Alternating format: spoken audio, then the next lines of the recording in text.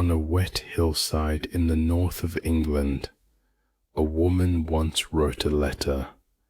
It was about 2,000 years ago.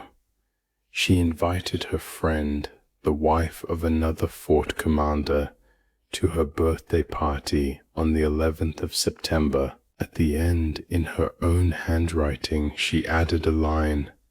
"Sister," she wrote, "my dearest soul, as I hope to prosper, farewell." That note is the oldest surviving Latin written by a woman, and it was found on a piece of thin wood in a fort behind Hadrian's wall. A quiet place to fall asleep and to wake up knowing one small thing you didn't know before. Now settle in, soften your shoulders, let the day let go of you a little. The news, the lists, the small worries. The room is dark enough, the breath can slow. There is nothing to decide tonight. Tonight we walk slowly out to a wall in the north of England, high stone above the river Tyne, in a cold spring of the 2nd century. The men holding the wall came from Syria, from Belgium, from the Rhine, from the Pyrenees. None of them were Romans. All of them were a long way from home. The sentry on the wall is not Roman.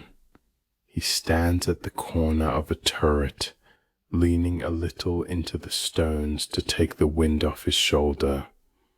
Below him the moor falls away into the dark, and somewhere down there the river Tyne runs cold. Above him the sky is the color of slate. He is a long way from home. His home is in Syria. The town is called Hammer. It sits on a slow river, in heat, where the cicadas in summer are loud enough to drown a conversation. He has not been there for many years. He has a bow on his back, unstrung at the moment, because the wood is dry and the night is wet, and you do not keep a good bow strung in this weather. His unit is the first cohort of Hamian archers, cohors Fies Hemiorum Sagittarium, in the formal Latin of the rolls, and there are about 500 of them on this wall at a fort called Magna. They are the only regiment of archers anyone can remember being posted to Britain. The Romans put them here because, generations before, the Hamian bowmen had built a reputation across the eastern provinces. Diplomas with the unit's name appear in the army records of the years 124, 107, 135. They have been here in one form or another for nearly 20 years. He does not feel exotic. He feels cold. 2 turrets to the east, on the same wall, there is a man from a different kind of country. He is a Tungrian. His people, the Tungri, live in what we would now call Belgium, around the town of Tongeren, in the flat green land east of the Meuse. The first cohort of Tungrians was the first unit ever stationed at the fort behind him, the place we now call Vindolanda. They built the first timber fort there, when there was no wall yet, only a road and a few wooden gates. They are still on the wall in the 3rd and 4th centuries, by which point they will have moved to housesteads, Vercovicium in its older name, and they will hold that fort for 200 more years. A little further down the line, in the fort below the sentry's feet, the bulk of the garrison is Batavian. The 9th cohort of Batavians, cohors 9 Bataverum, is a mixed cohort, infantry and cavalry both, 1,000 men strong. They are from the delta of the Rhine, from the marshy islands of what is now the Netherlands. They came here in the 90s, replacing the Tungrians, and they brought a particular reputation with them. In the Roman army, the Batavians were the men who could swim a river in full kit. They were the empire's specialist auxiliaries for water. Now they sit on a cold, dry crag in the north of England, very far from the sea their parents knew. The river Tyne is not the Rhine, but it is at least a river, and in the cavalry stable the horses are being settled for the night by men from Spain. They are Varduli, speakers of an old language from the Basque country, from the steep green hills of the North Spanish coast. A detachment of Varduli cavalrymen joined the Tungrians at Vindolanda around the year 120, when the wall was new. They ride small ponies, the British native horse, about 13 hands high, tough and sure-footed, and used to bog. To a Varduli rider from the rocky country above the Bay of Biscay, the moors of Northumberland are not entirely foreign. They are wet, they are misty, the grass is different, but the wind is the same. These four, the Syrian on the wall, the Tungrian at the next turret, the Batavian in the barrack, the Varduli in the stable, are the wall. None of them are Roman in the way we picture Romans. None of them are from Italy. None of them have ever seen Rome. Their officers may have, sometimes, but most of them never will. The Roman Empire, when you reach its edges, is not staffed by Romans. It is staffed by people from other edges. The man who guards the western wall of empire is from the eastern wall of empire. The man who watches the northern frontier was born on the southern one. They have been moved here because they have a useful skill, archery, swimming, the cavalry of difficult ground, and because by being far from home, they are easier to keep loyal to the army that pays them. The army does pay them. It pays them in coin, and it pays them after 25 years of service in citizenship. That is the contract. The Hamian archer on the wall is slowly becoming a Roman by document. After his discharge, if he lives that long, he and his sons will be citizens of Rome. He will probably not go back to hammer. He will probably stay. There is a vicus, a small civilian settlement of families and traders, just outside the south gate of his fort. There may be a woman there who is his. There may be children. His Latin is good enough now. His own first language is starting to feel like something from a long time ago. This is the strange truth of Hadrian's wall. It is not in any simple sense a wall between Rome and the barbarians. It is a wall between the empire and the not yet empire, manned by people who were themselves 2 or 3 generations back, on the barbarian side of some other wall. The Tungrian's great-grandfather may have fought against Caesar. The Hamian's great-grandfather may have fought for the kings of Syria. They are not pure Roman, not pure local. They are the in-between people. They are the wall. There is a small bowl in front of the sentry on the wall, recessed into the parapet, with a stub of candle in it that has long since blown out. He does not relight it. A candle on the wall, in this wind, is more trouble than it is worth, and besides, he does not need light to see the moor. The moor is in any case invisible. He needs only to be there. He needs only to be visible if anyone is coming up from below, and no one is. His feet are wet. The standard issue sandal, called the caliga, was designed for the Mediterranean. It is an open leather construction with hobnails on the sole. It is excellent in heat.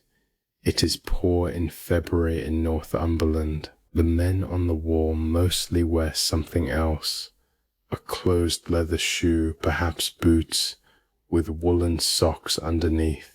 We know about the socks because, in another chapter, a man asked for some by letter. He thinks about that letter vaguely. He himself, when he last wrote home, did not ask for socks. He asked for nothing. He wrote that he was well, that the watch was quiet, that the food was sufficient. He told his mother, if she is still alive, which he is not certain of, that he had survived the winter and that the spring was coming. He had said nothing else. He did not say that he did not really remember her face. He did not say that he was tired all the time. He did not say that on some nights on the wall he forgot for a moment which empire he was guarding and which one he came from, and stood for 10 or 15 seconds with no name in his head at all. Below him the fort sleeps. He can picture it in his mind even with the lamps gone down.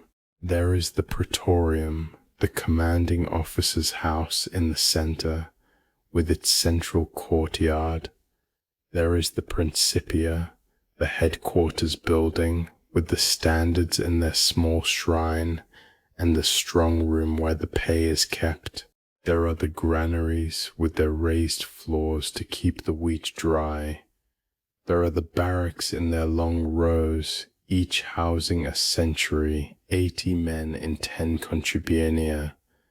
There is the hospital, called the valetudinarium, with its small private rooms for the sick. There is the workshop where the leather is mended and the bronze is beaten. There is the small underground shrine called the Cicellum, where the standards are kept under lock and key. He knows the shape of the fort the way another man might know the shape of his own house. It is in many real ways his house. If you could listen carefully at any one of the 17 forts along the line, you would hear at least 4 languages in any given hour. You would hear Latin, the official tongue, the language of orders, of the duty roster, of contracts. You would hear the local Brittonic of the British servants and tradespeople who came up to the fort gates. You would hear the rougher tongue of the Batavians among themselves when they relaxed by their own fires, and you would hear the Aramaic of the Hamians, soft and unfamiliar to almost everyone in the room, the language a Syrian soldier reaches for when he is tired and wants to swear or pray or remember. Up on the wall, the Syrian sentry shifts his weight to the other foot. The wind is coming from the north now, cleanly. He breathes in slowly. He smells wet stone, peat smoke, and very faintly from the fort below the smell of bread. Somewhere below him a door opens. A line of pale yellow lamplight spills out across the cobbles for a moment, and is gone. He hears voices, Latin and something else. He does not turn. His watch is not over. He stares out into the dark moor. There is nothing to see. There has been nothing to see for hours. There has never been anything to see on most nights since this wall was built. The men they were ordered to watch for, the painted men of the north, the Caledonians, are almost never visible. There are very few raids. Most of what crosses this wall crosses it through the gates, in daylight, paying tax on the way. The wall is mostly a long, quiet line in the dark, with cold men on top of it from every corner of the empire, waiting for nothing in particular to happen. He thinks vaguely about his bow, about the dry leather of its grip, about oiling it tomorrow. He thinks more vaguely about the heat in a particular doorway in Hama, the way it pressed against your shoulders in August. He cannot quite remember the smell of it anymore. He can remember the color of the stone and the brightness, but the smell is gone. Below him in the warm rooms of the fort, the Batavians are eating a late meal. The cavalrymen have finished with the horses for the night. The Tungrians are off duty. A few of them are gathered around a small lamp at the back of a barrack, where a man is bent over a piece of thin wood and a brush of black ink. He is writing a letter. That is where we are going next, from the cold of the wall to the warm of the lamp, from the men who held the empire's most northern edge to the small voices they sent home, and the small voices that came back to them on slips of wood thinner than a fingernail that should not have survived at all. And inside the warm barrack, by lamplight, someone is writing a letter. The lamp is small, the wick is short, the light it casts is not much wider than a man's two hands held open.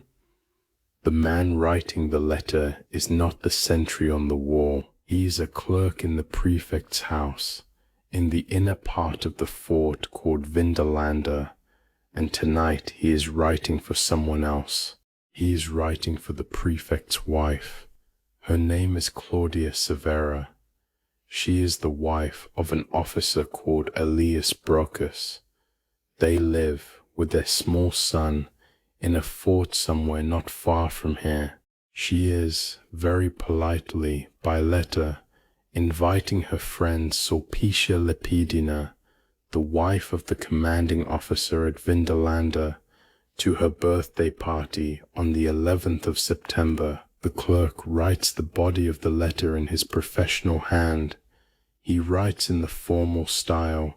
To her Lepidina, Claudia Severa sends greetings.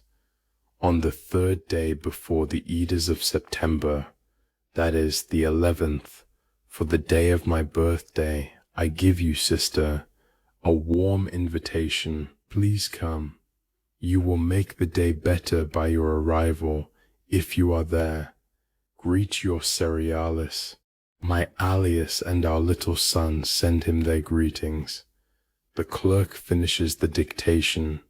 He hands the wooden leaf, no thicker than a fingernail, back to the prefect's wife. She takes the brush. She writes the last lines in her own hand. The two hands look different. His careful, professional even. Hers smaller, faster, less neat. She writes, I shall expect you, sister. Farewell, sister, my dearest soul, as I hope to prosper. And hail. That tablet, written around the year 100, is the oldest surviving Latin written by a woman anywhere in the Roman world.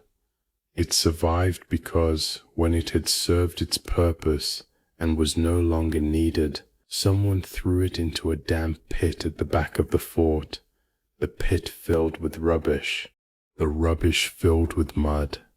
The mud sealed out the air, and for almost 2,000 years no air reached the wood, and the ink stayed on the surface, faint but legible.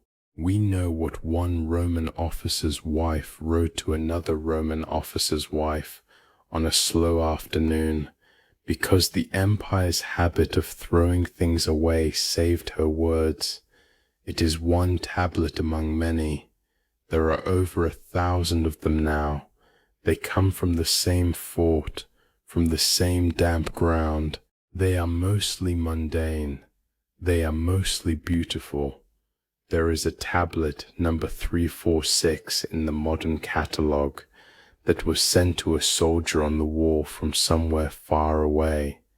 It is a brief inventory. I have sent you, the writer says, pairs of socks from a place called Satua, 2 pairs of sandals, 2 pairs of underpants. Greet please your friends Alpus and Tetricus, and all the messmates with whom I hope you live in the greatest good fortune.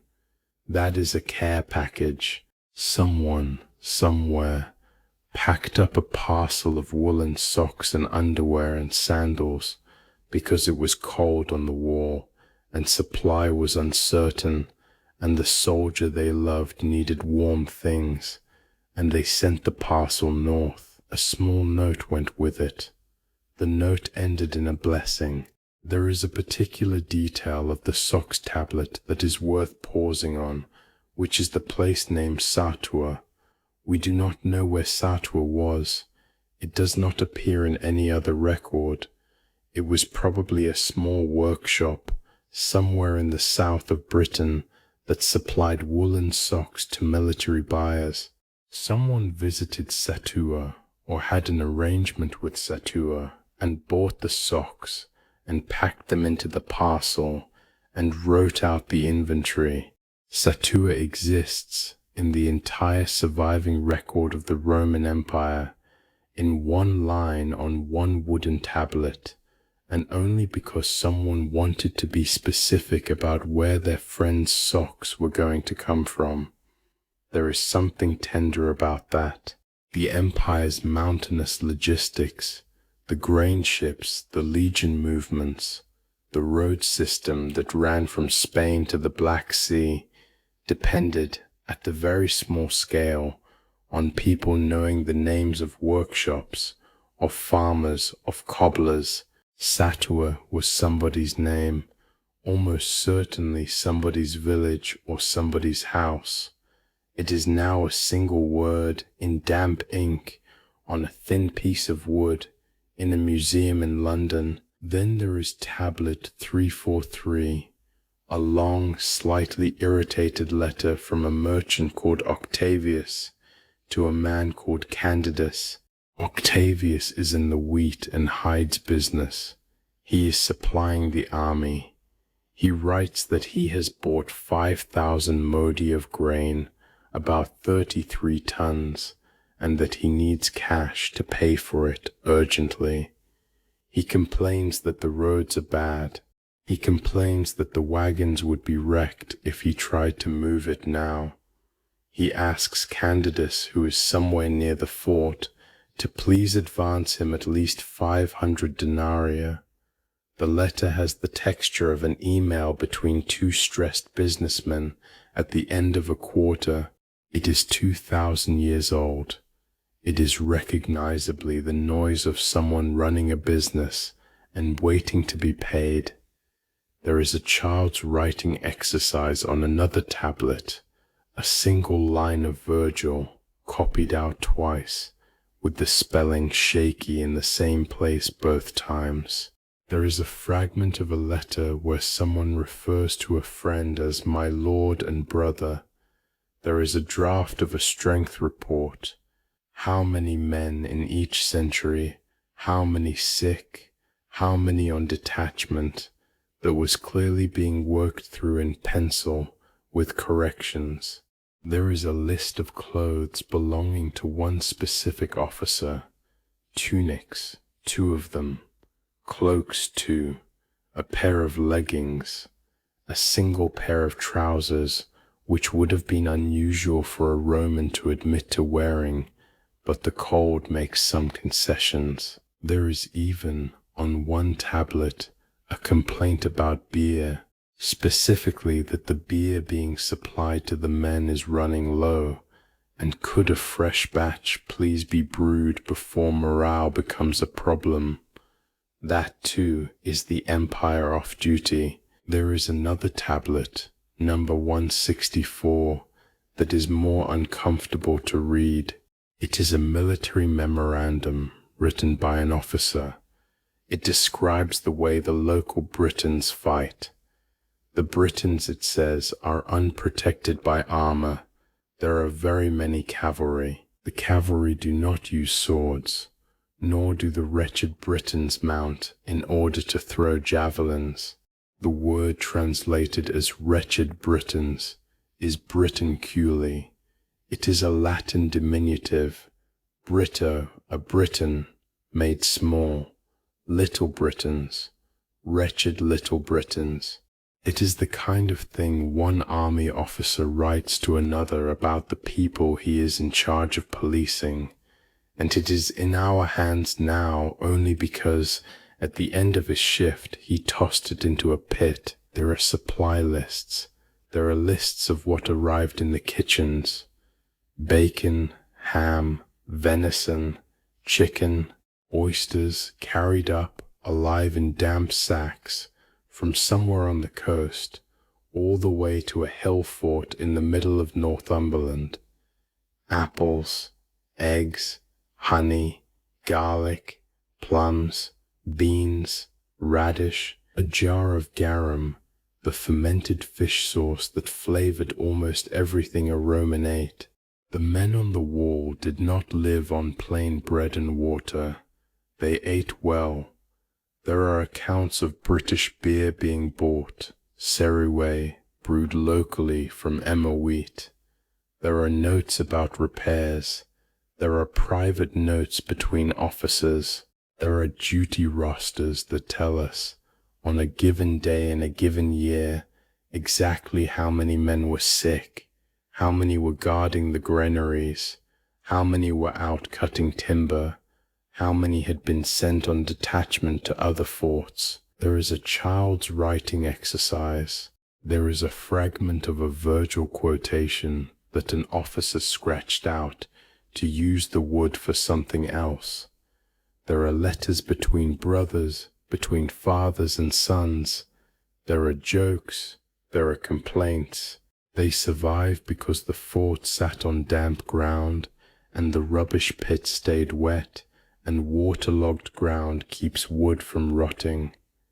They survive because someone in 1973 dug into the pit and noticed the dark, thin slivers in the mud and was careful. The wall's most precious archive is its rubbish heap. That is worth pausing on for a moment.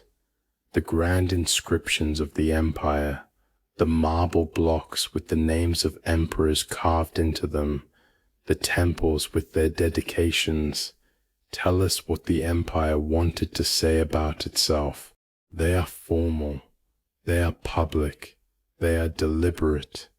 The Vindelander tablets tell us what the empire actually sounded like when it was tired. They are the empire off duty. They are a soldier who needs socks. They are a woman who wants her friend at her birthday party. They are an officer being unkind about the locals in a private memo. They are an inventory of oysters and apples and beer. They are the small honest noise of 100 ordinary lives, preserved by an accident of wet mud. It is a particular comfort on a night like this one to remember that. The big monuments fall down, the temples crumble, the marble gets carried off. But somebody in Vindelander once asked for socks, and the wood the request was written on lay in a pit for 2,000 years and waited for someone to find it, and then someone did. Outside the prefect's house, the courtyard is dark. The cobbles are wet. A small dog crosses from the colonnade to the doorway of the granary, looking for something, and is gone. The lamp in the prefect's window is still lit. Claudius Severa's invitation has been finished, sealed, and placed in the bag of the next dispatch rider, who will leave at first light. She is sitting in her chair, in her warm room, near her own fire. She is thinking about her birthday. She is thinking about what her friend will wear, and whether her friend will come. She is not thinking about being remembered for 2,000 years. There is one more thing to say about the tablets, which is what they were physically.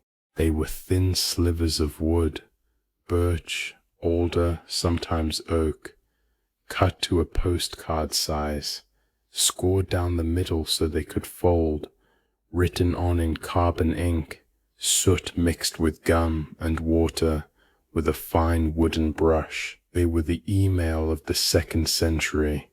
They were used once or twice, then thrown away. They were not meant to last. The Romans had a more permanent writing medium, wax tablets with a stylus.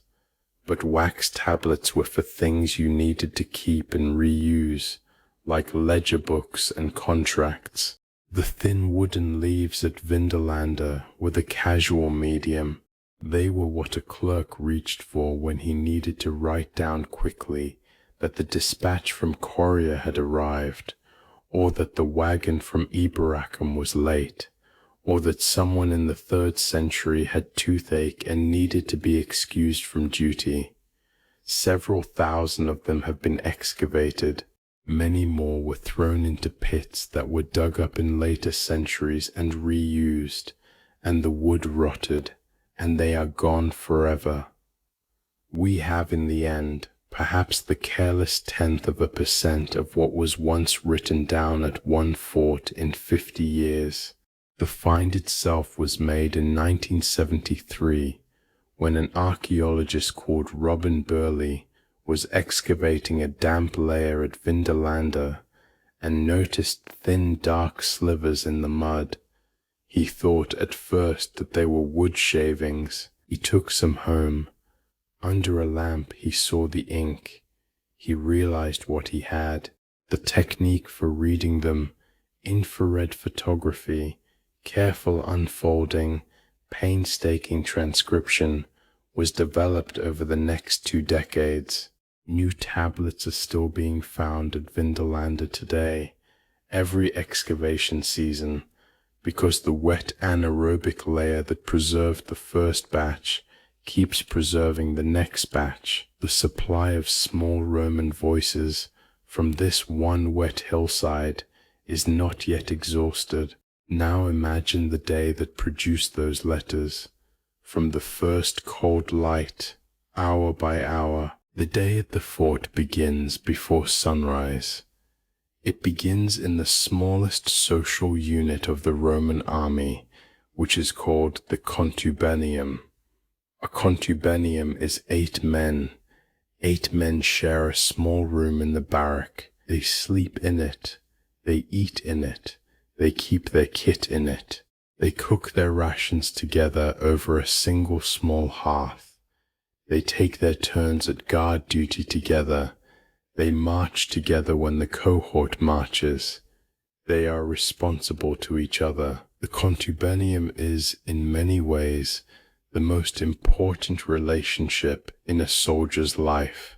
It is closer than family because his family is hundreds or thousands of miles away, and the 7 other men sleeping a hand's breadth from his shoulder are here every night for years. When something goes wrong on a watch, it is one of them who notices. When he is sick, it is one of them who brings him bread. When he dies, it is one of them who writes the letter home or pays into the burial club so that the body is properly seen to. 8 men, 1 hearth, 1 room. That is the unit. In the dark before dawn, in their rooms, those small groups of 8 are already stirring.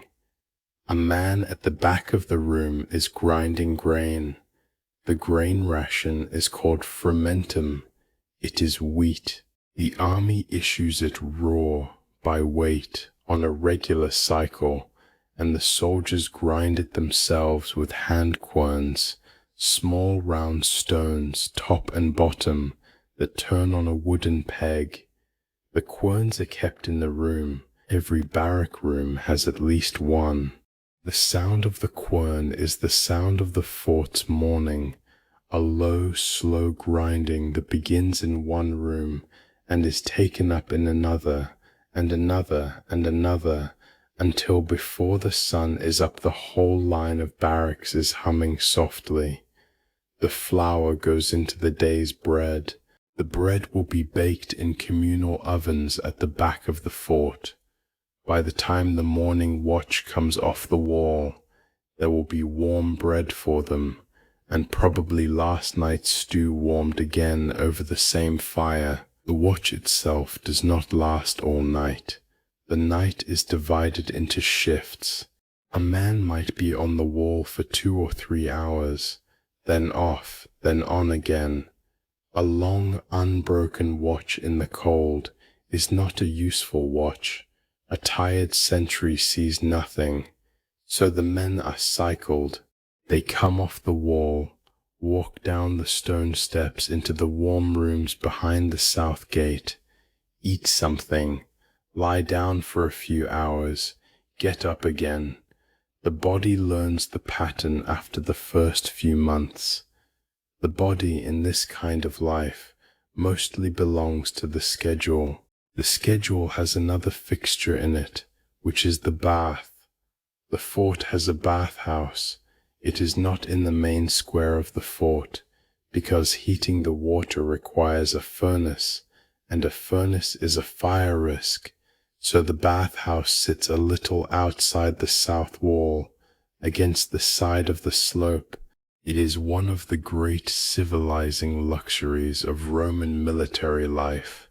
It has 4 rooms. The first is the sudatorium, the sweat room. It is the hottest. You go there to start. The next is the caldarium, hot, with a deep stone basin of warm water.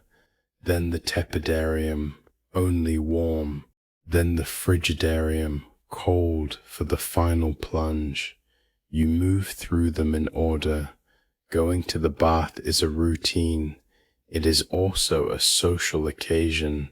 The men of a cohort meet there in the late afternoon and talk in the warm rooms about the weather, about the duty roster, about a rumor that someone may be transferred to another fort, about a new arrival who has not yet learned the names. On a wet northern day, when the moor is grey and the wind is in your face on the wall for hours, the bathhouse is the warmest place for miles. A Syrian man used to summer heat can sit in the sudatorium and close his eyes and pretend for half an hour to be home. Then there is the matter of the latrines. The fort has a long stone bench with neat round holes set into it, ranged along the inside of one wall of a small low building. Underneath the bench, water runs constantly, diverted from a small stream further up the slope, brought in by a wooden conduit, sluiced through the latrine, and carried out and away. The water never stops. The bench, accordingly, is one of the cleaner parts of the fort. It is also social. Men sit there together, several at a time, talking. The Romans had no embarrassment about this.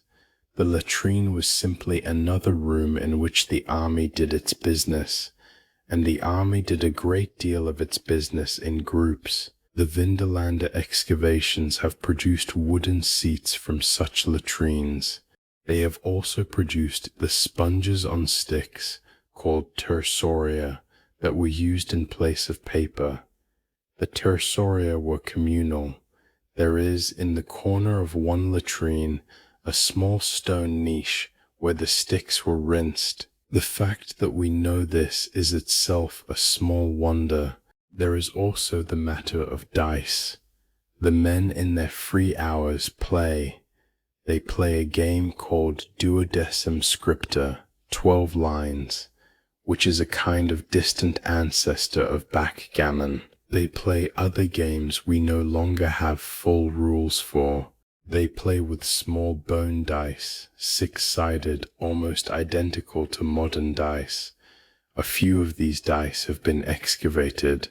A few of them have been found to be slightly weighted on one side, cheating dice made by someone who wanted to win a duodecim scriptor on a Saturday night and was prepared to put a tiny lead pellet inside one face of his cube.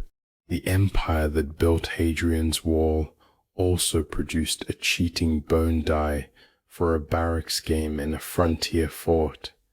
That, too, is one of the small honesties of the archaeology. The men gambled. They lost small amounts. They cheated. They forgave each other. There is also drink. The Roman cliché is that Romans drink wine. In Italy, mostly they do. On the wall, they do not. On the wall, they drink a great deal of beer. The beer is called Cervise or Cerveza, and it is brewed locally by Britons from emmer wheat. We know they drank it because the accounts at Vindolanda record purchases of it in regular quantities alongside the wine. The Roman wine drinker stereotype turns out to be only half the picture. On the cold edge of empire, the army adapted. It bought what was available. It bought from the locals. It learned to like the local thing. The Syrian archer at the bath, after his shift, may end the evening with a cup of British beer, brewed by the Britons he is technically there to police, drunk in a Roman bathhouse, in a fort with a Belgian name, on a wall designed by an emperor from Spain. That is what the empire actually tasted like for the men who lived in it. There is the cooking itself. Each contubenium cooks for itself. The meat, bacon, ham, salted pork, sometimes venison from a hunt the cavalry has been on, sometimes a chicken from the small flock the unit keeps, is dropped into a thick iron pot with onions and beans and barley and a splash of garum, the fermented fish sauce that is the salt of the Roman world. The pot sits on the hearth all afternoon. The smell by evening has reached every corner of the barrack block. The bread is cut from the loaf that came out of the morning oven. There is sometimes cheese, a hard white cheese made from sheep's milk that keeps well in the cold. There are apples. There are, in season, plums from the small orchard inside the vicus. The men sit on the floor of their room or on the low benches and eat with their hands. They wipe their fingers on the bread. They talk. They are tired. They are warm. They are, for that hour, exactly where they are supposed to be. Outside the fort, in the vicus, other people are eating other meals. The vicus is the small civilian settlement that grew up outside almost every fort along the wall. It is, in the 2nd century, a real little town. There is a tavern. There is a baker. There is at least one woman selling beer to off-duty soldiers. There are children playing in the street between the small houses. There are dogs. There are sometimes traders from the south who have come up with mules carrying wine and oil and the small things that make life in the north survivable. Small bronze brooches, small good knives, jars of olive oil because the local fat is mostly lard. The traders sleep one night in the tavern and ride south again the next morning. The vicus is also where unofficial families live. Auxiliary soldiers technically cannot marry while they are serving. In practice, almost all of them do. They form what the law calls a long-term relationship, and which everyone in the fort treats as a marriage. The children of these unofficial marriages live in the vicus with their mothers. They speak Latin with their fathers and the local Brittonic with their mothers and, very often, a smattering of the father's home language as well. They are in many ways the first true Romano-Bretons. The day also includes work that is not military. The garrison maintains itself. There is wood to cut. There is the fort to repair. There are gates to hinge. There are leather straps to mend. There are dogs to feed, horses to muck out, querns to dress, sandals to nail.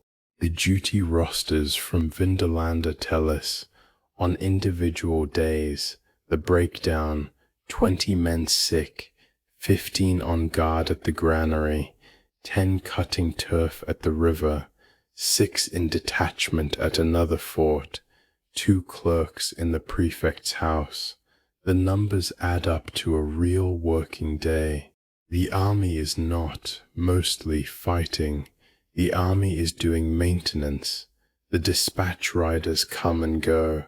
A small bag of letters arrives from the south in the morning, and another bag leaves for the south at midday. Inside those bags are duty reports, requests for supply, private letters between officers, the small wooden tablets that 2,000 years from now will be in a museum case in London and Newcastle. The riders are paid by the day, and they are paid in coin, the bronze and silver of the empire, coin which on this frontier is shockingly common. A small fort might hold more cash on a payday than a small town in the south of Britain saw in a year. The pay packet comes with the dispatch rider on certain dates. The men line up. The clerk in the prefect's house counts out the coins. The coins are taken away to be spent on beer, on dice, on the vicus outside the gate, on small luxuries from the trader who has come up from the south with a mule. The day ends as it began, in the small room with 8 men. The fire is rebuilt, the stew goes on, the bread comes out of the oven, the men eat together, they talk about almost nothing. They are tired, they will sleep early, because the night watch will wake some of them at the 2nd hour. The wind outside has not changed, and around them, stone for as far as a horse could ride in a day. The wall is 80 Roman miles long. That is about 73 of our miles.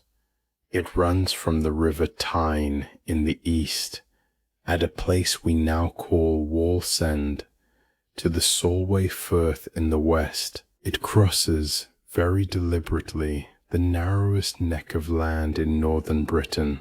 On a clear day from the high crags in the middle of it, you can almost see both seas. To the south, the soft country of what would become England.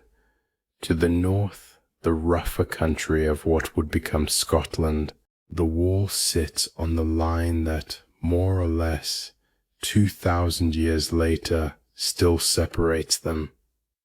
The wall itself is not a single uniform line of stone. East of the river Irthing, which is roughly the middle of the wall, it is built of squared stone, mortared, about 3 Roman meters wide, and standing somewhere between 5 and 6 meters high. West of the Irthing it was originally built of cut turf, stacked blocks of the local moor, laid like brickwork, and it was wider, about 6 meters, but no taller. The turf section was later rebuilt in stone. Whoever planned the wall built it in the materials available on each stretch. East of the Irthing there is good limestone. West there is wet turf. The empire used what was under its feet. The wall was not built all at once. It was built in stages by the 3 legions stationed in Britain, the 2nd Augusta, the 6th Victrix, and the 20th Valeria Victrix. Each legion was given a stretch of about 5 miles to complete. The work was divided further within each legion between cohorts and centuries, so that the responsibility for any given 50-meter run of the wall came down, in the end, to a small group of named men. The names sometimes survive, carved as small inscriptions into the stones themselves. Centurial stones they are called.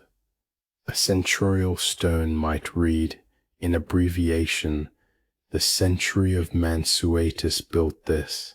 Walk along the wall today, and you can still see them, faintly, in some of the surviving blocks. Small Roman handwriting carved into a wall that was so large its builders could not see both ends of it from any single point. The construction took several years. The original plan was modified mid-build. The wall was at first 10 Roman feet wide. Later, it was narrowed in places to 8 feet. The original plan also did not include the major auxiliary forts that we now associate with the wall. These were added later, set into the wall itself at intervals, about 15 of them along the 80 miles, each holding a cohort of around 500 to 1,000 men. Vindolanda, on the older Stanigate road just south of the wall, was an outlier from the original system. Housesteads, Chesters, Burderswald, those were added during the build, when it was decided that the wall itself needed full forts, not just the small mile castles. The Stangate is itself worth mentioning. It runs parallel to the wall a few miles south, and it was the older Roman frontier.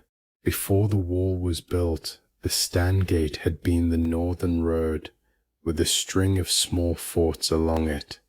Vindolanda, Carvoren, Corbridge. The wall, when it came, was built north of the Stangate, but the Stangate remained the supply route. Wagons that needed to get from one end of the wall to the other did not travel along the top of the wall. They traveled along the Stangate. The wall was the front. The Stangate was the back. The army lived between them.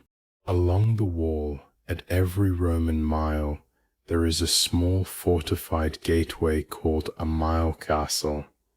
There are about 80 of them, numbered now from 1 to 80, east to west. Each mile castle is small, about 15 meters wide and 18 long inside.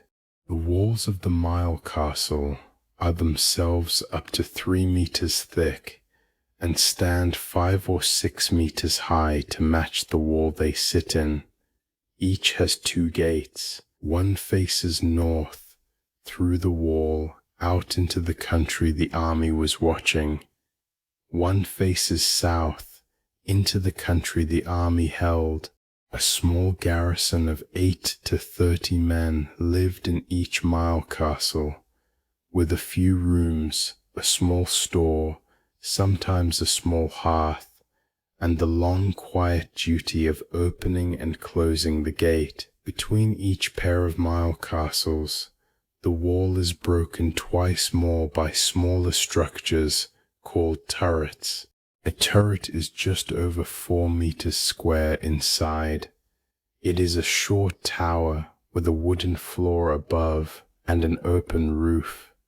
From it, a sentry could watch about 1/3 of a mile of wall in either direction. The 2 turrets between each pair of mile castles, plus the 2 mile castles, mean that along the entire wall there is a manned observation point every roughly 500 meters. A man could not walk a Roman mile of the wall without being seen by at least 2 of his own. Behind the wall, on the south side, runs a long ditch with mounds. It is called the vallum. The vallum is 6 meters wide at the top and 3 meters deep, flat-bottomed, with 2 parallel mounds running along its north and south sides. It is not a defensive ditch in the sense of stopping an attack from the north. It is too far back for that. It runs about 100 meters south of the wall itself. The current view is that the vallum was a boundary marker, the southern edge of the military zone. North of the vallum, the army was in charge. South of it, ordinary civilian law applied.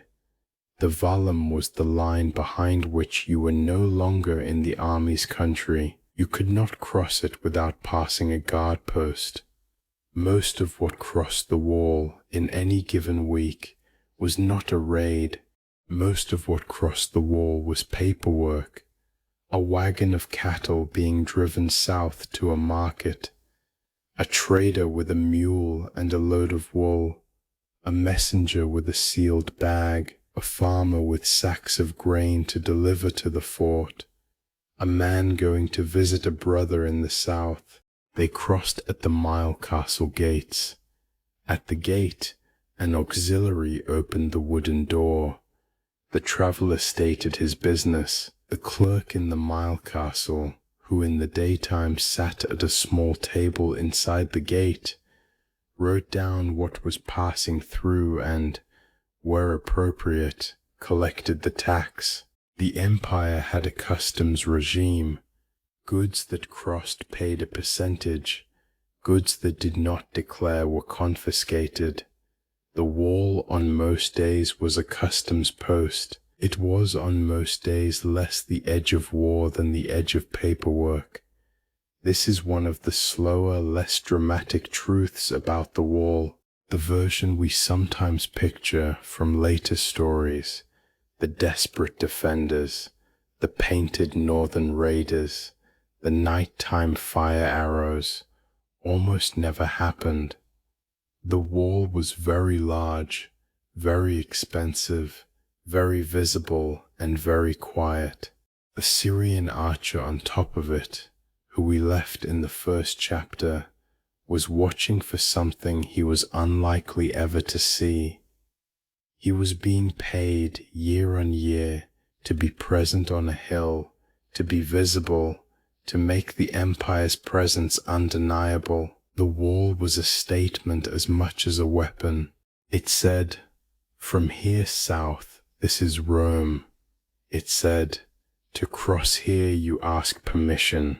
It said, "We are not ever going to stop being here." And then, at the end, the empire did stop being there, but not for a long time yet. There is a thing the wall does that no other Roman frontier does quite as cleanly, which is that it makes the empire visible to the empire's own soldiers. A man stationed in a fort somewhere in the middle of Gaul can spend years without ever quite seeing where he is. The country is just country, but a man stationed on Hadrian's wall sees every single day the line of his service. He stands on it. He walks along it. He looks north from it.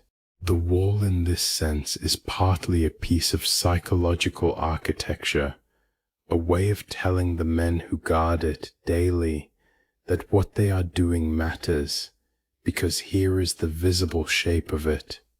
The empire elsewhere is an abstraction. The empire on Hadrian's wall is 3 meters of stone under your hand. In the night, in the cold, the wall is mostly just stone.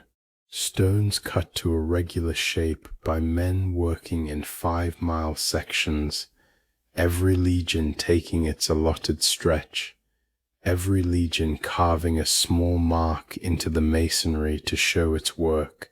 There are stones all along the wall today, with the names of the legions on them, the 20th Valeria Victrix, the 6th, the 2nd Augusta. Each block is in a small way signed.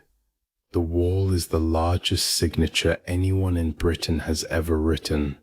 It runs from sea to sea. It crosses 2 rivers.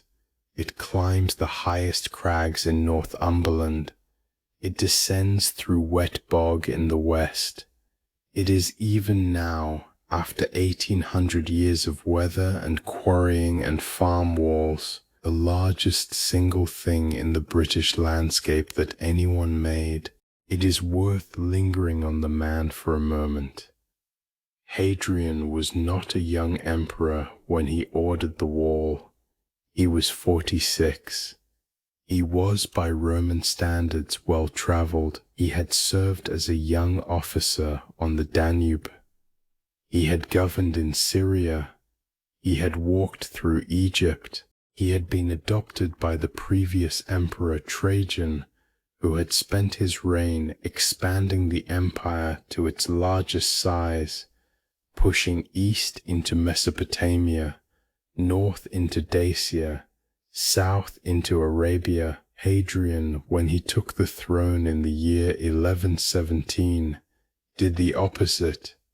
He pulled the empire back. He gave up Mesopotamia. He fortified the frontiers. He went personally to look at the edges. He spent more than half his reign on the road, walking the borders of his own empire. He was, in the most literal sense, an emperor who wanted to see where his empire ended. He came to Britain in the year 122. He stood presumably on or near the line where the wall would be built. He looked north. He saw the moor and the higher country beyond, and he made the decision. The wall did not exist before that visit.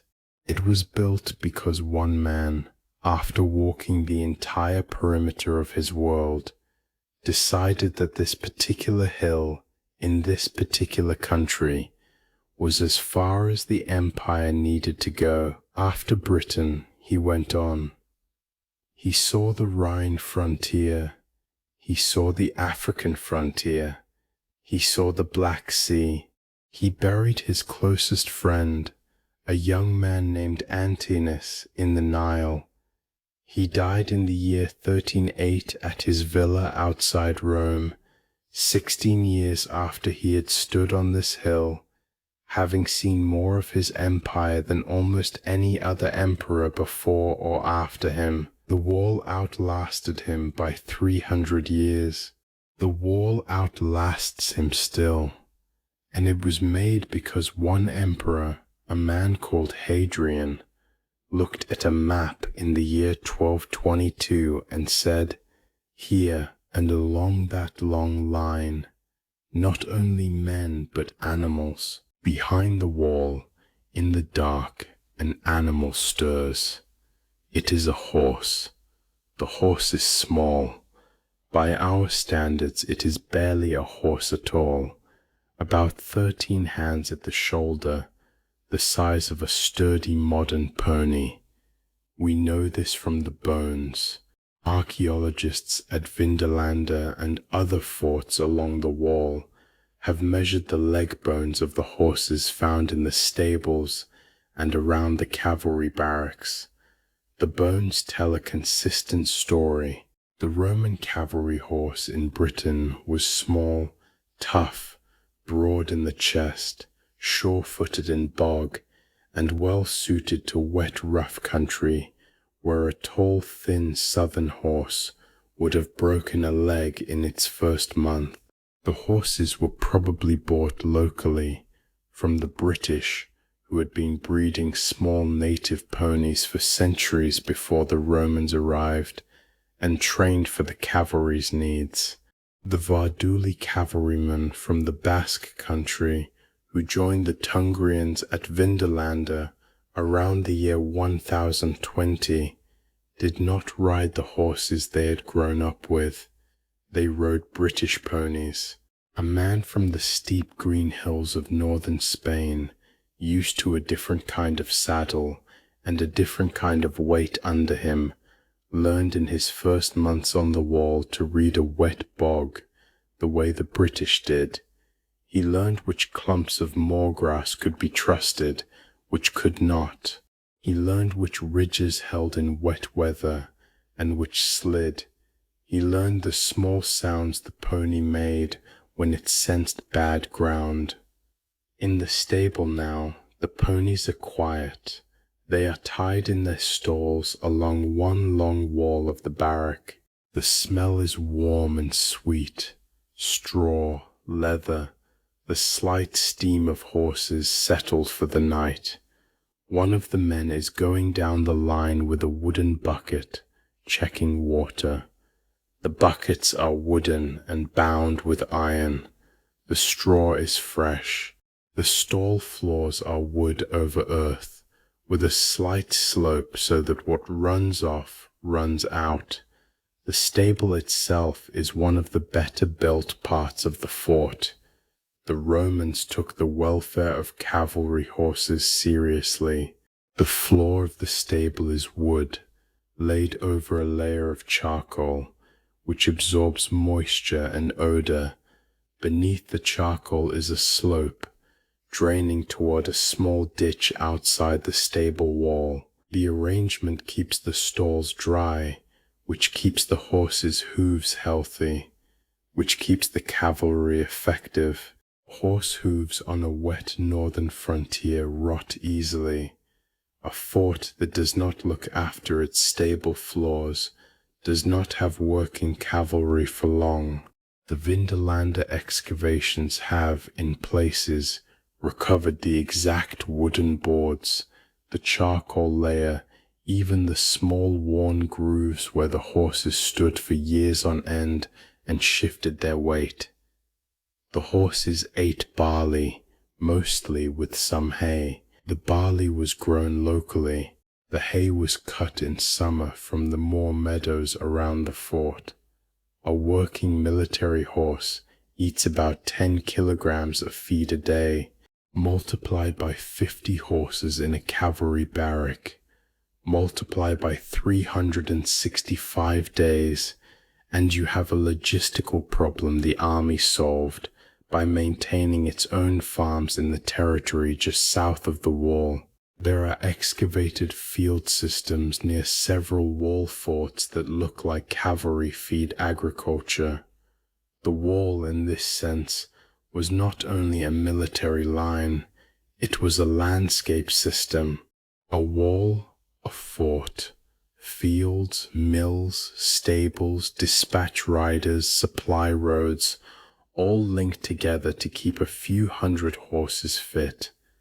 Outside the stable, in the cold, a different animal lifts its head. It is a dog. The dog is long and slim and very fast, with a deep chest and a narrow waist. It is a sighthound, the kind of dog that hunts by chasing, not by smell. The Romans called this type of dog the Vitragus. They knew it from Gaul, and they knew it especially well from Britain. The British Vitragus had a reputation across the empire. It was exported to Rome as a luxury hunting dog, the way later centuries would export English greyhounds. A statuette of a Vitragus-style dog has been found at Lydney Park in Gloucestershire in a temple. The shape is unmistakable. The dog by the kitchen door of the fort is almost certainly one of those. It is half pet, half worker. It lives in the spaces between the men. It eats scraps. It hunts hares with the off-duty cavalry on quiet afternoons. It sleeps near the fires when the men let it. Tonight it has heard something. It is standing very still, ears forward, looking down the row of stalls. After a moment it relaxes. It was nothing.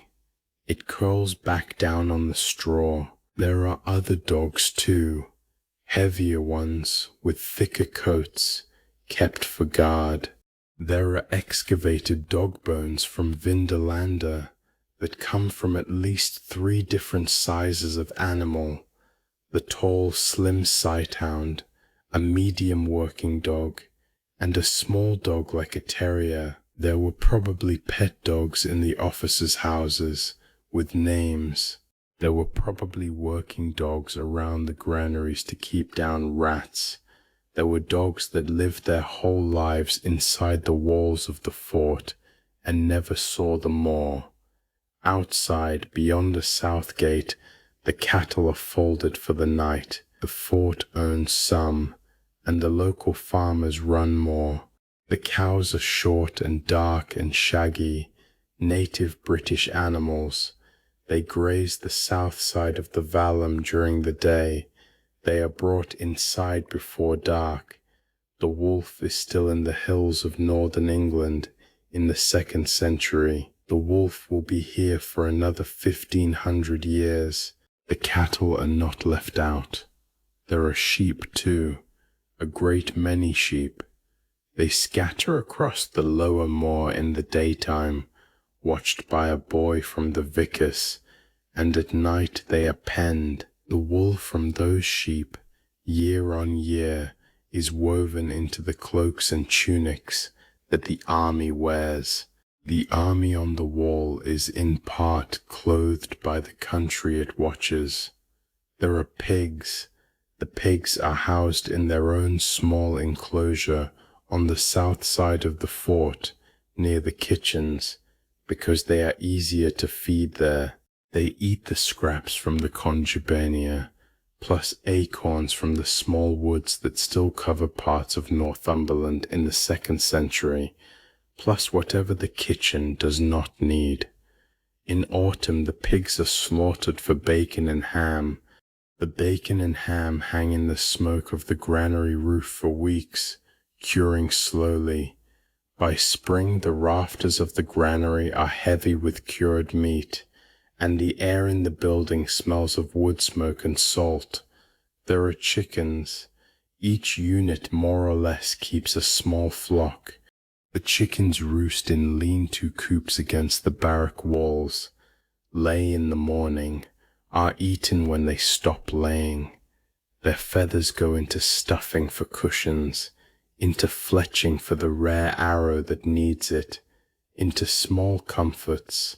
A Hamian archer who once made his arrows in the heat of Syria with the feathers of long-tailed birds nobody in Britain has ever seen, now makes them with the feathers of a chicken that lives behind his own barrack. The continuity of the technique is more important than the bird.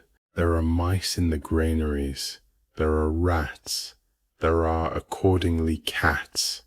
Cats arrived in Roman Britain with the Roman army, almost certainly. They were valued. They were not very tame. They lived semi-wild around the kitchens and the granaries, hunting at night, accepting scraps in the day from certain men who had taken a liking to them. The cat by the kitchen door is one such. She has no name. She has a particular preference for the cook of the 3rd contubianium, who saves her the gristle. Above all of this, the horses, the dogs, the cattle, the sheep, there is also the wildlife the men did not own. There are ravens on the wall in the mornings, settling onto the parapet in 2s and 3s, looking for kitchen scraps. There are red kites circling the moor. There are curlews in the wet places, with their long curved beaks and their long sad calls, especially at dusk. The curlew's cry is one of the sounds of the wall. It is one of the sounds, even now, of the high moorland of Northumberland. If you stood on the same stretch of wall today, in late spring, you would hear the same call coming up off the same wet ground. It is one of the very few sounds the Syrian sentry would still recognize. There is a wren in the bramble by the south gate, asleep now, almost invisible, the smallest warm thing in this acre of land. There is a hedgehog asleep under a pile of cut bracken behind the granary.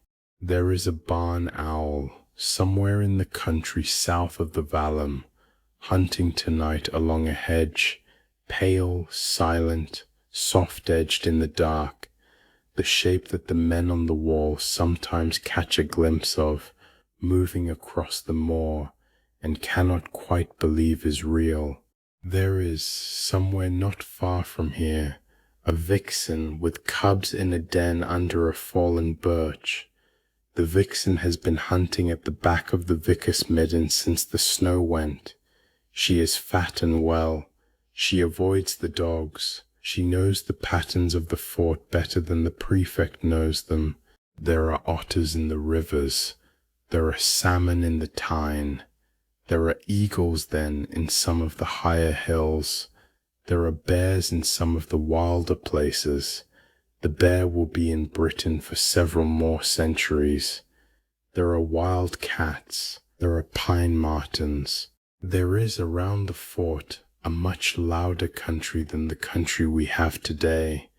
Even the trees in the 2nd century are different from the trees we know now. The hillside south of the wall is not the open sheep moor it became in later centuries. It is still partly wooded in this period, with old oak and alder and birch, ash in the wetter places, hazel in the understory. The men cut wood for fuel constantly, but the woods are large enough to take it. Some of the woodland is managed, coppiced on a rotation, cut down close to the ground every few years, allowed to send up multiple stems for poles and tool handles and firewood. The British have done this for centuries before the Romans arrived, and the army has simply taken over the practice. The vicar's carpenter, a Briton named perhaps Bellinos, perhaps Lugatorix, walks out to a particular small wood on a particular morning each week to cut hazel rods of the size he needs that day. He has been doing this for 30 years. He knows every stump. The cavalryman in the stable finishes his round with the bucket. He pats the small dark pony at the end of the line. The pony breathes warmly against his sleeve. He pulls the stable door to very gently. He drops the latch. He stands for a moment in the cold air outside the stable and listens. The curlew has gone quiet. The wind is dropping. The dog by the kitchen door has not moved. A small fire glows somewhere at the back of the fort. The night is settling, and inside where the small fires are low, older voices answer. Inside the fort, in a small room near the prefect's house, there is a niche in the wall. The niche is not large. It is about the size of 2 open hands held side by side. Inside the niche stand a few small figures made of bronze, perhaps a finger's length each. They are the Lares. They are the household spirits, the small gods of this particular house, this particular family, this particular hearth. Every Roman home, anywhere in the empire, has a niche like this. It is called a lararium. The Lares stand in it. Sometimes a small lamp is lit in front of them on certain evenings. Sometimes a pinch of flour or a drop of wine is offered. They are not the great gods of the official temples. They are the quiet, near gods. They are the gods of the door, of the threshold, of the fire. They are the ones who know your name. In the prefect's house tonight, the lamp in front of the Lares is lit. The room is otherwise dim. The household has gone to bed. The Lares stand in their small bronze stillness, and the small flame breathes in front of them. They have been here for as long as this prefect has lived in this house, and when this prefect moves on to another posting, the Lares will go with him in a small wooden box, wrapped in cloth, and be set up in the niche of his next house, somewhere else in the empire. Outside, a few hundred paces from the fort, half hidden in a low fold of the moor, there is another, stranger small room. It is built of stone. It is half underground like a small cave. It is about 5.5 meters wide and 16 meters long. Inside, along the side walls, are low benches of stone. At the far end is an apse, and in the apse is a stone relief, lit only by a small lamp set in front of it. The relief shows a young man in a Persian cap, kneeling on the back of a bull, with a knife in his hand. He is killing the bull. The young man's name is Mithras. The temple is a Mithraeum. This one stands behind the fort at Carraburg on the central stretch of the wall, and it was built by soldiers, by the men of the first cohort of Batavians, who were stationed at Carraburg in the early 3rd century. 3 successive altars stand in the temple, each dedicated by a different commanding officer over the decades. Burnt remains on the floor show that animals were sacrificed inside, and that the men of the cult ate together here, at long benches by candlelight. Mithras was not a Roman god. The cult came into the Roman world from the east, from the same broad region as the Hamian archer's home. It was a men's religion. Women were not initiated. It had degrees of initiation, like a brotherhood. First the raven, then the bridegroom, then the soldier, then the lion, then the Persian, then the sunrunner, then the father. Each degree had its own rites, known only to the initiated. The temple was meant to look like a cave, because Mithras was said to have slain the bull in a cave at the beginning of the world. The benches were for the brothers to recline on, as if at a banquet, the way Mithras himself had once banqueted with Sol the sun after his great act. We do not know exactly what was said in the temple. Mithraism kept its own secrets and never wrote them down, but we know that the men of Cohors Vice Batavorum at Carraburg climbed down the small steps into this dark stone room in the cold of a Northumbrian evening, and sat on those benches, and ate together, and looked up at the man with the knife on the back of the bull, by the light of a single lamp. Outside, the cold wind moved across the moor. Inside, the candle did not flicker. It is worth pausing to feel how strange this is. A Persian origin cult of a man killing a bull, brought to a hillside in Northumberland by Belgian soldiers, in a small stone cave temple they built themselves, lit by an oil lamp. The empire moved gods around as easily as it moved men. Mithras was one god of many at the wall. We know the names of others from the inscriptions the soldiers left behind. There was Jupiter Dolicanus, a god originally from a town called Dulichi in what is now southern Turkey, another eastern import. Jupiter Dolicanus was a god for soldiers. His cult spread along the Roman frontiers in the 2nd and 3rd centuries, and there are altars to him at several wall forts. He was usually shown standing on a bull, holding a double axe and a thunderbolt. Soldiers who had served on the Danube or in the east brought him north with them. There was Belitocadrus, the fair shining one, a local British god, popular with auxiliary soldiers on the western half of the wall. Belitocadrus appears on more than 24 altars from wall sites. He is almost certainly a local interpretation of Mars. The Romans on the whole did not insist that the gods of conquered peoples were wrong. They simply noted that those gods looked similar to gods they already had, and went on dedicating to both.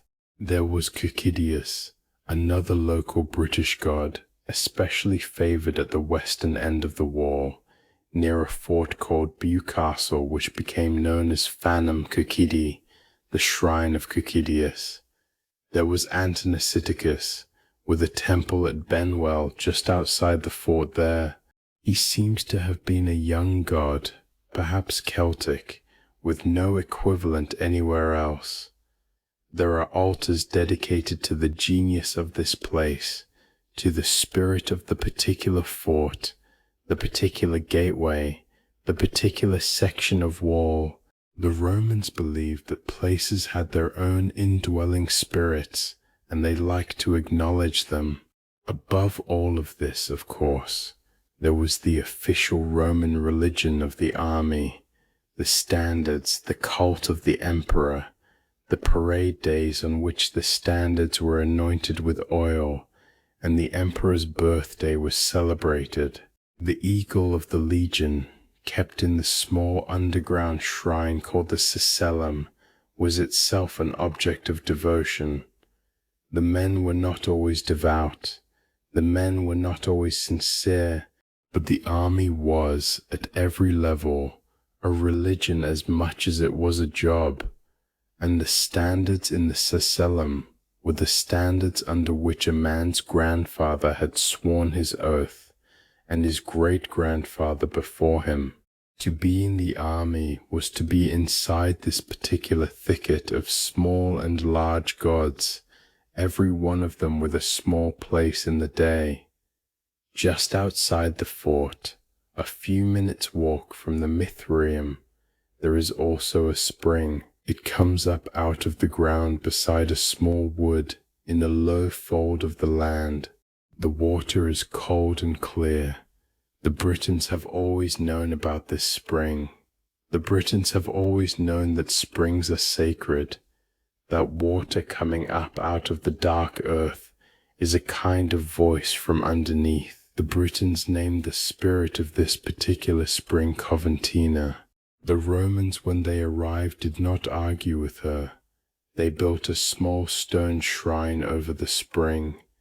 They began to throw things into the water. By the time the shrine was excavated in the 19th century, over 13,000 Roman coins had been recovered from the water.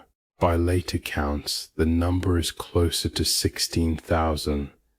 There were also more than 20 altars, with dedications carved on them to Coventina by name.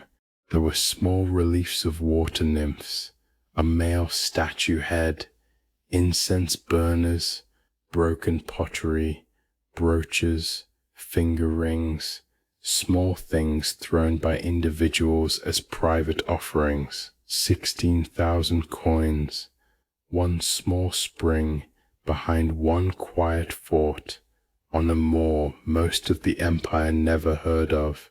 Coventina's well received more votive offerings per year of use than the famous baths at Bath per year. The men on the wall, far from home, gave more to a small British water goddess than the citizens of the great civic shrines further south. They had reasons. A man far from home, in the cold, finds it easy to believe that the small local gods are real, because the small local weather is real, and the small local hills are real.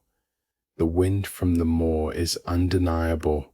The spring rising clear out of dark earth, never freezing, never going dry, is also undeniable. He throws a coin. He says quietly a name he learned from the British, Coventina, and asks the spring for something small. He asks for safety on the watch tomorrow. He asks for his fever to pass. He asks for a letter from home. The coin sinks. The water closes over it. He does not see it land. He walks back to the fort in the dark with his hand emptier and his mind somehow a little quieter. There is one other thing worth saying about Coventina, which is that her name is not in the end a Roman name, it is British, or it is, more precisely, a name in the older Brittonic language that the people of this part of the country spoke before the army arrived. The Romans wrote it down as best they could, and what they wrote down was Coventina. We do not know exactly how the Britons themselves said it. We do not know exactly what stories they told about her. We do not know the older rituals, what the spring meant in the hundreds of years before the soldiers came up from the south with their coins to throw. The spring was already sacred when the army arrived. The Romans, in their characteristic way, slotted themselves into a devotion that was already happening, paid their respects to a goddess whose worship was already old and never quite displaced the people who had been here first. There must, by the 2nd century, have been British women from the Vicus and the surrounding country who came to the spring as their grandmothers had, and who watched the soldiers throwing coins with a particular small inward smile, recognizing that their goddess was now collecting tribute in Roman silver as well as in the older offerings of bone and antler. Coventina did not mind. She received what she received. She is in her own way the most successful of all the gods on the wall. She has more dedications per year of use than any rival. She is the genius loci of a small spring on a particular hill, and she has outlasted Mithras, outlasted Jupiter Doletianus, outlasted the cult of the emperor, outlasted the legions themselves. She is still mentioned in books, and her well is still a place that people visit. A British river goddess on a hill behind a wall, who collected coins from cold men from the Eastern Empire, and who is still in her quiet way here. The Lares stand in their niche. The Mithraeum candle has guttered down. The water in Coventina's well has gone dark.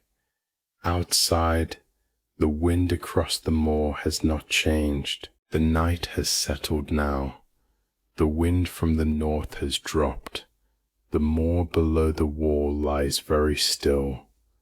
The sky above is a deeper grey than it was an hour ago, almost black, with no stars showing. The cloud has come in low. The Syrian sentry is no longer the same Syrian sentry. He went off duty hours ago, and another man younger has taken his place. The younger man is from the same cohort. He is also Hadrian. He is colder than the older man was, because he has not yet learned how to lean into the wall to take the wind off the shoulder. He will learn. He stands at the corner of the turret with his hands inside his cloak. He breathes in. He breathes out. The breath is white in front of him for a moment, and then it is gone. Below in the fort, the small fires have gone down. Most of the men are asleep. In the barrack rooms, the 8 men of each contubernium are wrapped in wool, in the dark, in the sound of each other's breathing. The querns are quiet. The flour for the morning is already ground. The bread for the morning is ready in the oven. The night clerks in the prefect's house have finished the last of the duty rolls and put away the tablets and the ink and the brushes. The lamp in the prefect's window has gone out. Claudia Severa's letter is in the dispatch bag by the gate, waiting for first light. In the stable, the small dark ponies are asleep standing up. One of them is dreaming. Its ears flick. Its lower lip moves. The cavalryman who closed the door an hour ago is in his bunk, also asleep. The slim hound is curled in front of the cooling kitchen fire. It has been there for hours. It will not move until dawn. In the small Mithraeum behind the fort, The candle has finally guttered down. The flame is gone. The stone relief at the far end of the young man and the bull cannot be seen now. The temple is in complete dark. The benches are empty. The men of the cult are sleeping in their barrack rooms in the fort, the same as the men who do not know the rites at all. The temple holds nothing tonight except the cold stone. At Coventine as well, the surface of the water is glassy. The coins that have been thrown there over the day have sunk and settled. They are invisible. The water reflects nothing in particular, because there is nothing in particular to reflect. The shrine around it stands quiet. The wind in the small wood beside the spring is barely a wind. The trees are still. In the prefect's house, Claudia Severa is also asleep. She is not the same Claudia who wrote the birthday invitation. That tablet is decades old now. The Claudia in this house is another, a younger one, perhaps the daughter of someone, perhaps the wife of someone else.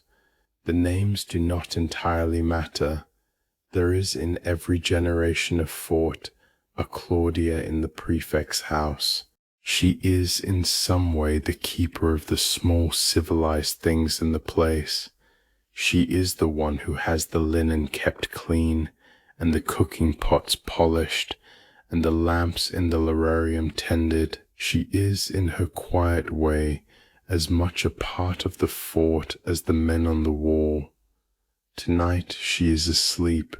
Her son is asleep beside her. The household slaves are asleep in their small rooms at the back of the house. The kitchen fire is banked. The lamp she reads by is out.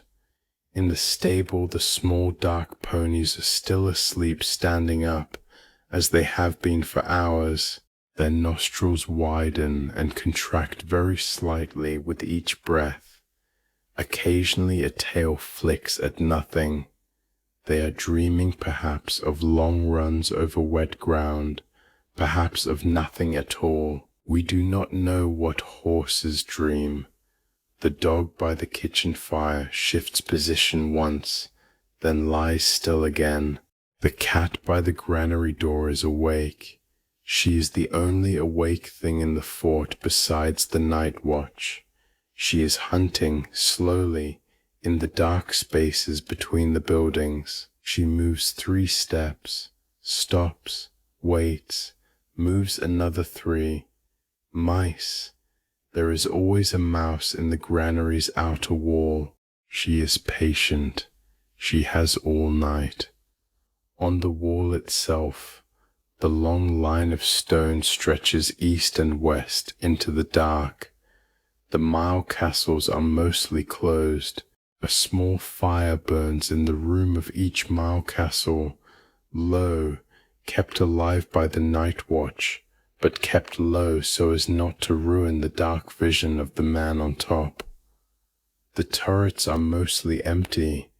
There are men in some of them, but quieter than in the day. The wind comes from the north sometimes, from the south sometimes, dropping and lifting through the hours. Beyond the wall, to the north, the country of the people the empire called the Caledonians stretches away unseen. There are settlements there, with their own fires. There are families there, asleep.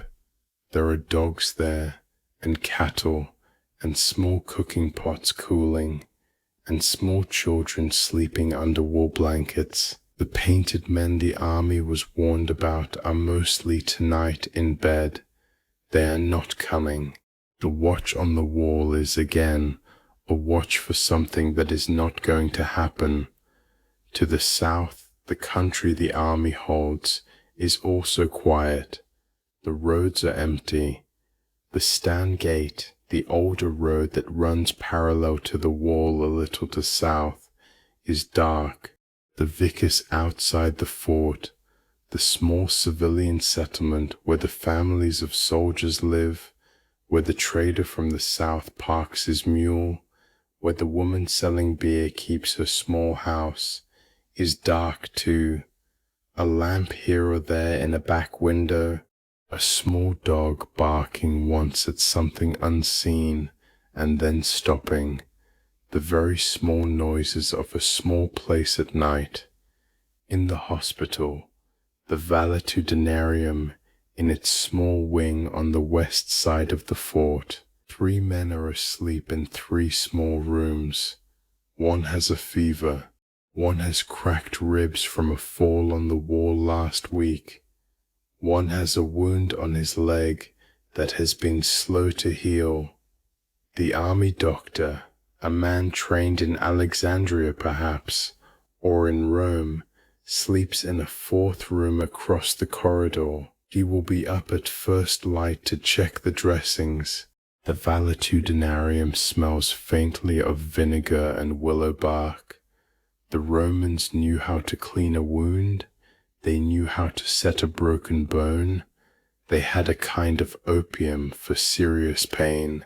They lost many of their patients regardless, because the 2nd century was the 2nd century, and infection had not yet been understood. But the army's medical care was better than almost anything else in the ancient world, and on the wall, where the next civilian doctor was 100 miles south, the valetudinarium was the only chance many men had. The fever case in the small middle room is sweating. He turns once on his pallet. He does not wake.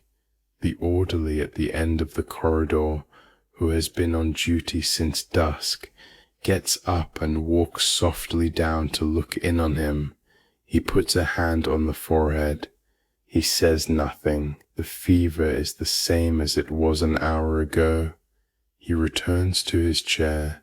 In the granary above the hospital, the bacon and ham hang in their slow smoke, just barely. The fire has been damped for the night. The wood is glowing rather than burning. The smell drifts down through the boards of the granary floor very faintly, a comfort under the smell of vinegar. In the Principia, the headquarters building, the standards stand in their underground shrine. The Sacellum is locked.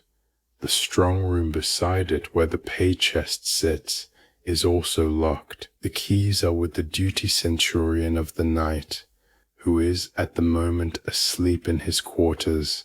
He has the keys under his pillow. He has had them under his pillow every night for 15 years. The young sentry on the wall hears the curlew again. The curlew should not be calling at this hour, but there is one calling, somewhere to the west, very faintly. He listens. The call comes again, then it stops. He shifts his weight to his other foot. He is colder than he was a moment ago. He thinks about the bathhouse and how warm the sudatorium had been at the end of his afternoon shift, and how, when he had stepped out of the frigidarium and back into his clothes, the cold of the wool had been a particular shock. He thinks about his older brother, who is also a Hamian archer, but who is stationed at the moment in a fort on the lower Danube, 2,000 miles east. They write occasionally. The letters take months.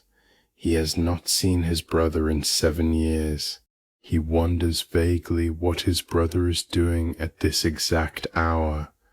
The Danube is 2 hours east of here in real time. His brother is probably also on a night watch, somewhere, on a different wet hill, looking out into a different dark. The thought is small. It does not produce feeling, exactly. It is more like a small grey light at the back of his attention. He breathes in, he breathes out.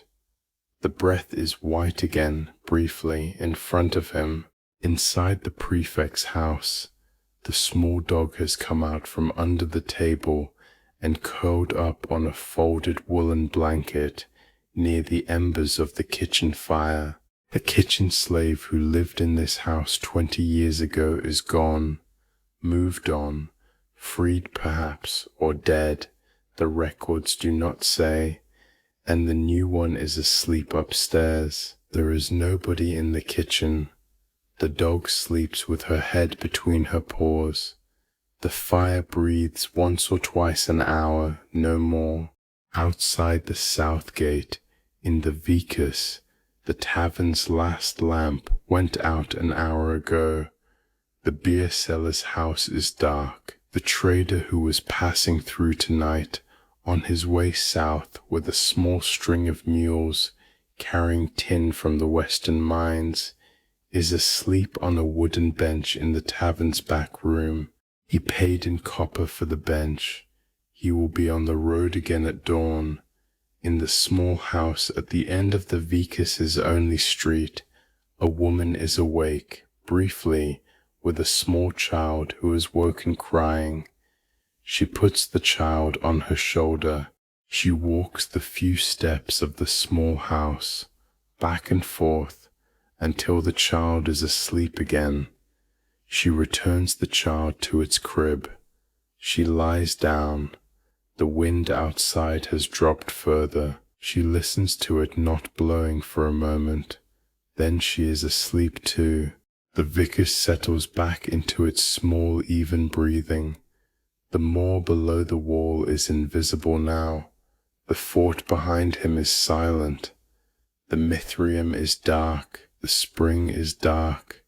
The Lares in their niche stand in dim half-light, with no lamp in front of them, looking out into a room nobody is in. There is nothing happening anywhere. There is no fact left to learn. There is only the long line of stones, and the men sleeping behind it, and the man on top of it, and the country on either side, all settled, all breathing slowly together, in a kind of large, soft, equal quiet. And so as the moor settled, the wall settled with it. The night deepens. The mist on the moor thickens a little. The wall holds its line, east and west, a long, quiet thing in the dark. The young sentry on the turret is still there. He is no longer counting the hours. He is just standing. His mind has gone somewhere small and very nearby, to the feel of the cold stone under his hand, to the wet wool inside his sandal, to the slow pattern of his own breath. He is not bored. He is just here. The fort behind him is at its quietest now. The bread for the morning is already baked. The first relief shift will go up before the sun, and the man on the wall now will come down to the warm room behind the south gate, and someone will hand him a piece of warm bread, and he will sit and eat and then sleep. That is some hours from now. The wall behind the night is doing what it was built to do. It is being there. It is being visible. It is being undeniable.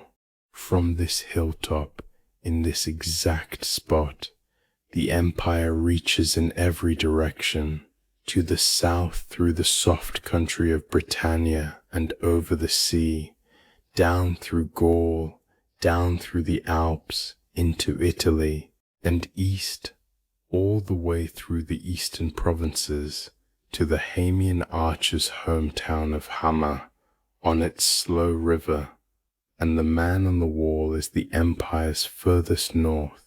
He is, on this exact spot, on this exact night, the most northerly serving soldier of Rome. He does not know that. He is just cold. Slowly, in a way that no one alive will notice, the wall is going to change. Not tonight, not next year, not even in the next 20 years, but over the next 250 years, The empire that pays the man on the wall is going to grow tired. The coin will become thinner. The replacements will be slower in coming. The cohorts will be smaller. The vicus outside the gate, with its families and its traders and its beer cellar, will become more important to the men, because their officers stop being able to promise so much from the south. By the time 300 years have passed, the wall will be a different kind of place. The soldiers on it will be the grandsons of soldiers on it. They will have married local women. They will have local children. They will have spent their whole lives within walking distance of this particular section of stone. Their Latin will be local Latin.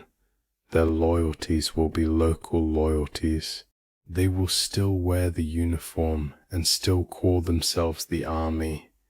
But the army will be increasingly the thing they are because nothing else is available, not the thing the empire sends from somewhere else. And then one winter, the coin will stop arriving altogether. There will not be a great announcement. There will not be a battle. There will be a particularly cold year and a confused message from the south, and a few months of waiting for orders that do not come. The letter that eventually arrives, in the year 4110, is from an emperor called Honorius, in a city now far away in northern Italy, called Ravenna. The letter, in its surviving form, is short. It tells the cities of Britain that they will have to see to their own defense. That is roughly all it says. It is not a formal end. It is not a closing ceremony. It is a tired, distant, harassed emperor acknowledging that he can no longer help. By the time the letter arrives, the wall has effectively been on its own for years. Sometime in the 4th century, a document is being compiled in the imperial bureaucracy. It is called the Notitia Dignitatum, the list of officers. It lists province by province the units of the imperial army and where they are stationed. The wall appears in it. The units appear in it. Most of them are still where they were 200 years before. The Notitia is the last formal Roman record we have of the wall as a functioning military system. By the time the next century's events unfold, the units in the Notitia are, in many cases, no longer being paid. They are still there. They are just no longer being paid by anyone. There is something quietly extraordinary about that. An army does not need to be told to dissolve. It dissolves when the money stops. The men do not lay down their arms. The men do not formally retire. The men simply, over a generation or two, become whatever their grandsons become. The cohort fades into the landscape. The fort gates rust. The barracks become farmsteads. The granaries become byres. A man who in his grandfather's time would have been an auxiliary archer in a cohort named after a town in Syria becomes, in his time, a farmer with a few cows and a vague claim that his family used to be soldiers. The wall continues to be a useful line. It is, after all, a long stretch of dressed stone in a country where dressed stone is rare and valuable. The cohort badges on the gateposts do not become invisible all at once. They become, slowly, archaeological. After that, the wall does not fall. The wall just becomes quiet. The men on it stop being paid in coin and start gradually being paid in nothing. The forts hollow out. The fires in the barracks go out. The stones slowly start to be useful for other people. A farmer comes up to the wall with a cart. He takes a few good cut blocks for the wall of his sheepfold. He goes home. A few years later, another farmer takes more. A century later, a small church is built down in the valley, and the men who build it walk up to the wall with mules and take what they need. The wall, slowly, is being given back to the country it sat on. In the 8th century, a particular monk sits in a particular monastery on the northeast coast of England. His name is Bede. The monastery is at Jarrow, near the mouth of the Tyne. Bede has in his cell books that have been brought together from across Christendom, books from Rome, from Spain, from Ireland. He is writing a history of the English church and people. He mentions the wall. He says accurately that it ran across the island from sea to sea. He thinks the wall was built later than it was. He attributes it to a much later Roman effort, but he knows it is there. He has almost certainly seen it. The wall in his time is still very visible, still standing in long stretches, still the most striking artificial feature of his country. Some of the stones of his own monastery, archaeology now suggests, were carried in from a Roman site not too far away. The wall has begun, by Bede's century, its long second life as a quarry. After Bede, the centuries grind on slowly. Northumberland becomes its own kingdom, then part of England, then a border with the wars between England and Scotland that will define the country for hundreds of years. The wall sits across the middle of all of it, sometimes a useful line, sometimes ignored, always there. Sheep graze across it, drovers cross it, border raiders use the line of it to navigate by. In the year 1166, a man called Robert de Vaux founds an Augustinian priory at Lanercost, half a mile south of the wall, and the canons build their church. They build it in large part out of the wall. Roman inscriptions are still visible today, set into the priory's masonry. In some of the Saxon and early Norman churches further east, blocks from the wall reach as far as the monastery at Monkwearmouth and Jarrow, the home of the historian Bede. The wall built one priory, then helped build others. Stones from one of the empire's most northern statements end up in the masonry of an English saint's monastery. In the 16th century, when the priory at Lanercost is in turn dissolved, the priory's own stones are taken down and recycled again, this time into a country house for the Dacre family. The same stones move from imperial wall to Roman fort to medieval church to Tudor mansion. Some of them by now have been carried 5 times. None of them are doing what they were originally cut for. None of them are still on Hadrian's wall. But the wall is still there. The central stretch along the high crags is still there today. You can walk it. You can stand on top of it in late spring with the wind in your face and hear the curlew. You can see, if the day is clear, the same stretch of Northumberland sky that the Hamian archer saw 2,000 years ago. The pony lives elsewhere now. The dog lives elsewhere. The Syrian archer is long gone. His sons stayed. His son's sons stayed.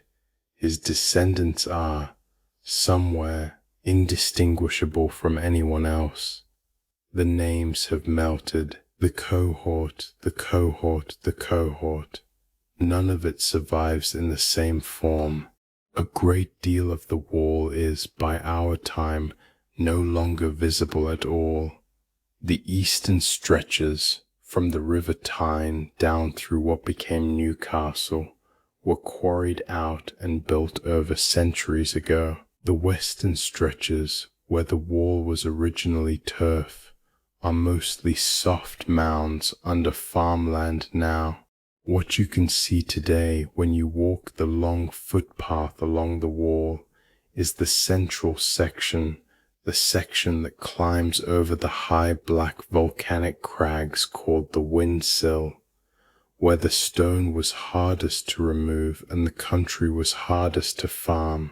That central section, by accident more than intention, is what was left when easier stones had already been taken.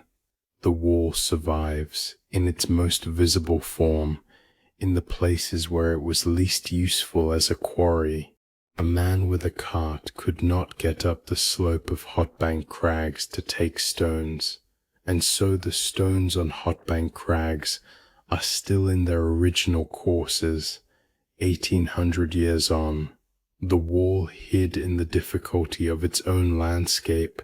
There is a particular spot, known now as Sycamore Gap, though the sycamore tree that gave it its name was cut down by vandals in 2023, where the wall dips through a gap between two crags. People stand there now and take photographs. They have stood there for centuries. The stones at that point are warm under the hand on a summer afternoon in the same way the stones were warm under the Hamian century's hand on a summer afternoon 18 centuries before. Nothing about the physical wall in that spot has changed in any way the body notices, but the stones are still warm in summer and cold in winter, and the curlew still calls. The night is now almost as deep as it will get. The young sentry on the wall is still there. He is, in fact, going to be relieved very soon. The first low pale band of dawn light is many hours away, but it is on its way. The fort behind him is sleeping. The wall under his hand has not changed at all in the last hour. It is just a wall. It is just stone. It is on most nights mostly quiet, and the night settles a little further, and the moor settles, and the wall settles, and it is enough now to rest. And so the night sits on the wall, and the wall sits on the hill, and the hill sits on the country, and the country has gone to sleep. There is nothing left to learn tonight. The Hamian sentry is at his turret. The bread is in the oven for the morning. The small dark ponies are asleep standing in their stalls. The slim hound is in front of the cooling fire. The lars stand in their small niche, and the lamp in front of them has gone down. The candle in the Mithraeum has gone out. The water in Coventina's well lies dark and still, with the coins it was given today already settled at the bottom, invisible.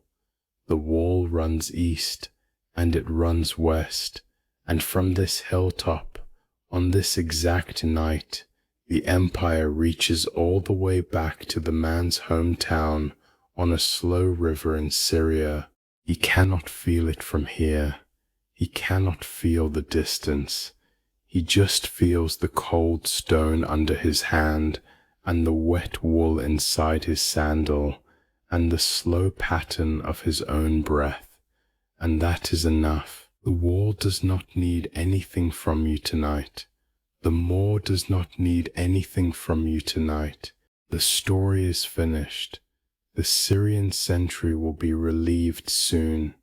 The dispatch rider will leave at first light with Claudia Severa's letter in his bag. The bread will be cut. The watch will change. The day will in its time begin again. None of that is for you to do. None of it asks for you. There is nothing for you to remember. There is nothing for you to keep. The names, Hammer, Vindelander, Coventina, the Lares, the small dark ponies, the slim hound by the fire, let them all go gently now. You have heard them. They have been laid down. They will be there in the morning if you want them. Tonight you are warm. You are inside. You are in your own quiet room. The wall is very far away. The moor is very far away. The cold of the 2nd century cannot reach you. The lamp in the prefect's house has gone out. The lamp in the Mithraeum has gone out. The lamp in front of the Lares has gone out. The fort is asleep. The wall is asleep. The sky over Northumberland is closing and soft. The breath of the man on the wall is slowing. Your breath is slowing. The body softens.